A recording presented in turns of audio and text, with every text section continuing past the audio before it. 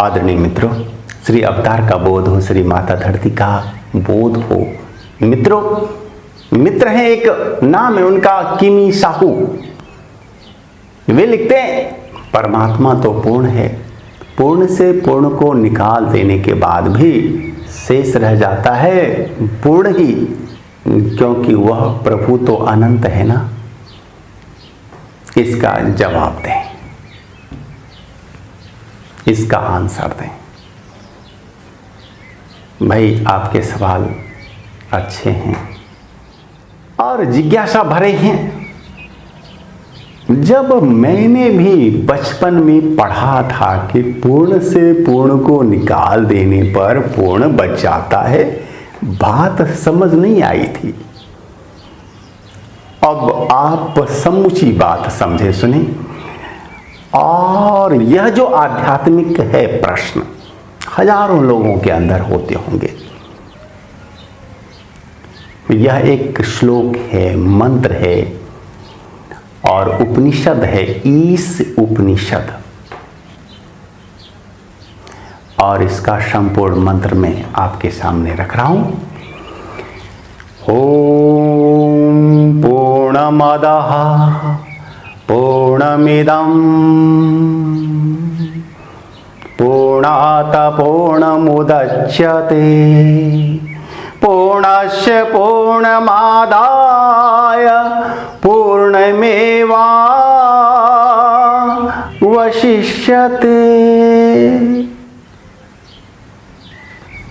सामान्य अर्थ इसका बताया जाता है, वह परमात्मा सदा सर्वथा है पूर्ण।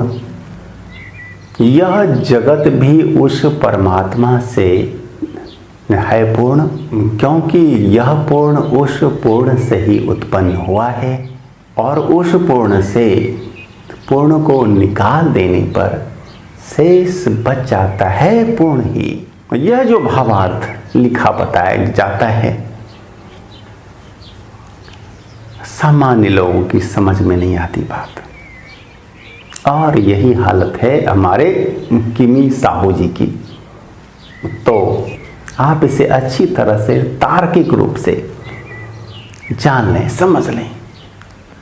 वह जो दिखाई नहीं देता, वह जो ब्रह्म परमात्मा दिखाई नहीं देता, वह पूर्ण और अनंत है।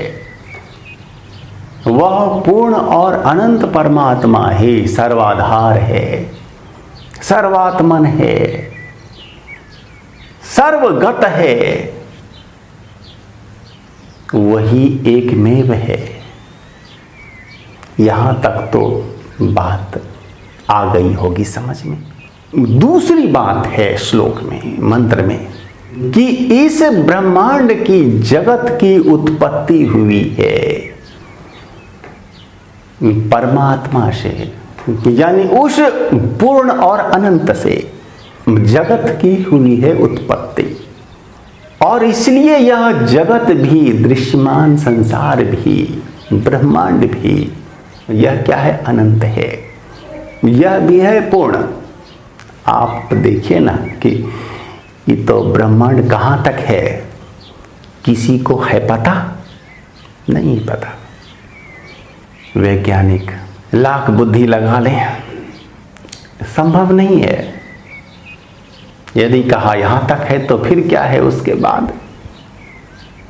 वहां तक है तो वहां के बाद फिर क्या है? अनंत का तत्व प्रश्न यह, फिर क्या है उसके बाद? तो यह जगत भी है अनंत और यह जगत भी है पूर्ण। हर अणु अपने आप में है पूर्ण। पूर्ण से ही इस पूर्ण की, जगत रूपी पूर्ण की हुई है उत्पत्ति। आप अच्छी तरह से समझे इसको कि वह पूर्ण और अनंत है कौन? परमात्मा। और अनंत पूर्ण परमात्मा से जगत हुआ है उत्पन्न। जगत भी है पूर्ण और अनंत। ठीक है, दो बात। दूसरी बात, और तीसरी महत्वपूर्ण बात क्या है इसमें? पूर्ण और अनंत परमात्मा से पूर्ण अनंत जगत की होती है उत्पत्ति, लेकिन वह परमात्मा फिर भी रह जाता है पूर्ण और अनंत ही। वह पूर्ण का पूर्ण ही रह जाता है, वह परमात्मा अपूर्ण नहीं हो जाता। यानी कि पूर्ण परमात्मा से जगत पूर्ण की हुई है उत्पत्ति, जगत रूपी पूर्ण की हुई है उत्पत्ति। इसके बावजूद भी वह परमात्मा रह जाता है पूर्ण का पूर्ण ही, वह अपूर्ण नहीं होता, शेष रह जाता है पूर्ण का पूर्ण। तो श्लोक में, मंत्र में 3 मुख्य बातें। नंबर 1, वह परमात्मा है पूर्ण।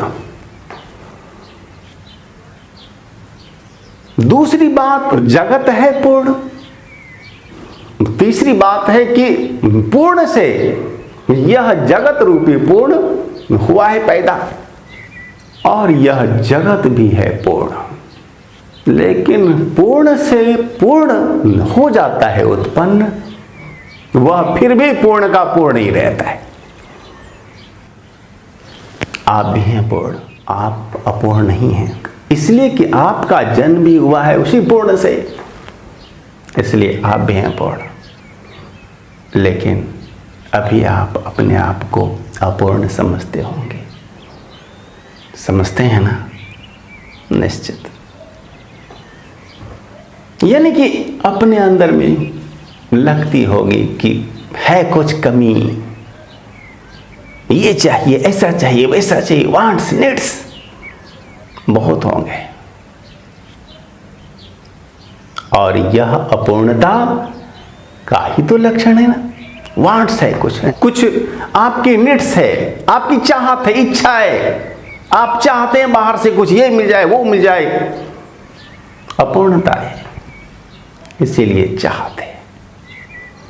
जब आप अपने आप को जान लेंगे कि आप हैं पूर्ण, इच्छाएं समाप्त अंदर की, तब जो भी होगा बाहर बाहर घटेगा और आप होंगे उसके साक्षी दृष्टा, शांत भाव से उसे देखते रहेंगे। ये मन, बुद्धि, चित्त, अहंकार सब होंगे क्रियाशील,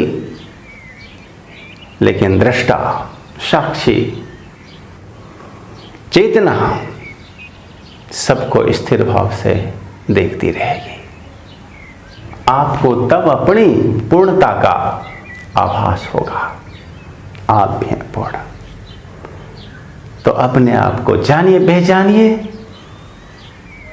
यही इस श्लोक का, मंत्र का भावार्थ है। धन्यवाद।